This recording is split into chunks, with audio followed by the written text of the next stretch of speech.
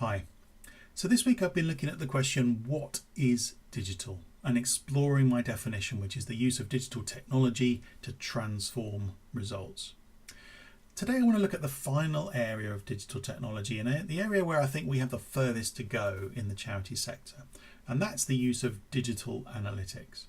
Now, I'm not talking here about Google Analytics, something that's targeted very much in a particular area, understanding how your website works. I'm talking about the process of gathering together the key numbers that define how successful we are as an organisation, putting those into a framework and sharing that framework as it happens in real time with the whole organisation internally. Now, this is something that in a startup, in a small digital organisation or in a fast growing organisation would come second nature. It's something that's very widely used, and you'll probably see some areas of this within your own organisation. It may be that your call centre tracks in real time how many calls are answered, what the results of those calls were, how we're doing today. But it's something that's rarely done when it comes to the most important aspects of fundraising.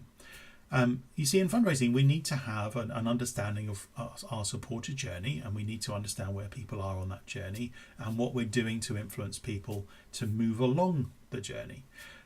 So that kind of demands that we have an overall framework that says, okay, what's happening in acquisition, what's happening in engagement, what's happening in conversion, and then what happens once people have converted, what are we doing with them? Are they then taking part in activities? Are they being requested to make a further gift, or are they being enlisted as ambassadors, as I spoke about yesterday? So within that master framework, we kind of have a complete understanding of what's going on. But if we don't use digital analytics to measure our activities against that framework, then we're kind of guessing, aren't we? We're doing some activities and we're hoping that the end result will be some positive moves in some numbers at the end of the quarter, or maybe even at the end of the year.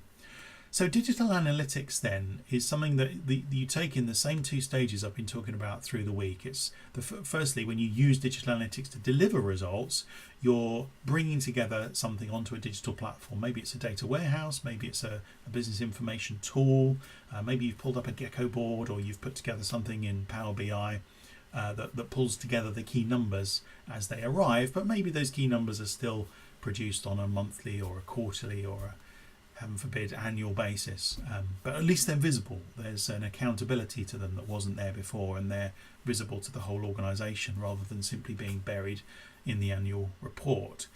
Now, that's delivering the results. That's kind of allowing people to be reminded of, oh yes, this is what we're trying to achieve. Our acquisition campaign is actually about trying to reach new people, so I should probably measure the number of new people I'm reaching.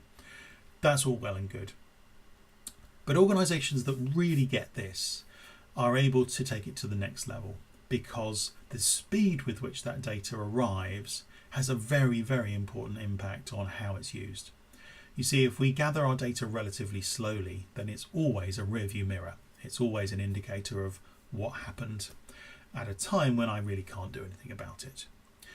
If, on the other hand, we use digital analytics to gather real-time data, or data in a timely manner, so perhaps day by day, then we're able to gather data and analyse it mid-campaign, mid-activity, mid-season.